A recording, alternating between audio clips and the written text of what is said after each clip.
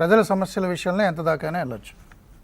మనం వెళ్తున్నాం కాబట్టి మన మీద అవతల వాళ్ళు కక్ష కట్టి చాలా కేసులు పెడతారు, దేశద్రోహం కేసులు కూడా పెట్టారు, అయినా తగ్గలేదు. నాతో పాటు మా చైర్మన్ గారి మీద కూడా పెట్టారు, అయినా తగ్గలేదు. ఇప్పుడు వేణుస్వామి ఇష్యూ, స్వామి అని నేను అనలేండి, స్వామిన్ శబ్ద, స్వామి అంటే సర్వం తన యందు ఉన్నటువంటి అధీకృతం కలిగిన వ్యక్తి, ఎవరైనా ఎదుటి వ్యక్తికి అన్నీ ఇవ్వగలిగిన వాడు. అందుకనే భర్తని స్వామి అంటారు, అంటే శరణాగతి. దేవుణ్ణి స్వామి అంటారు. అదేవిధంగా ఆచార్యుల్ని స్వామి అంటారు.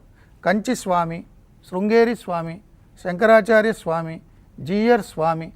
దేవుళ్ళని స్వామి అంటారు, గురువుని స్వామి అంటారు, భర్తని స్వామి అంటారు. అంటే అన్నీ ఇచ్చేయగలిగే స్థితిలో ఉన్నవాడు, సర్వాధికారి.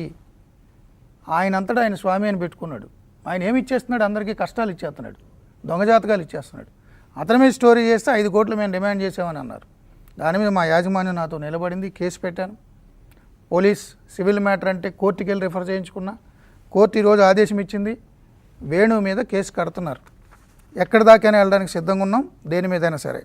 దానితో పాటుగా ముఖ్యంగా మనం ప్రస్తావించుకోవాల్సింది డాక్టర్ కాదంబరి జత్వానీ విషయంలో.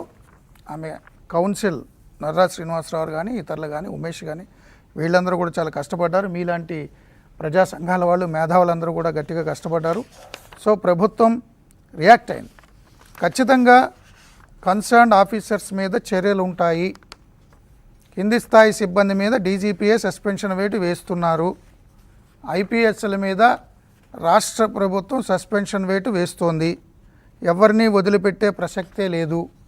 ఫిబ్రవరి 2వ తారీఖుని కంప్లైంట్ వస్తే ఫిబ్రవరి 1నే విమానం టికెట్లు బుక్ చేసేసుకున్న వీళ్ళు ఎలాంటి అరాచకాలు చేశారు ఏంటి అనేది మొత్తం రాష్ట్ర ప్రభుత్వం దగ్గర నివేదిక ఉంది.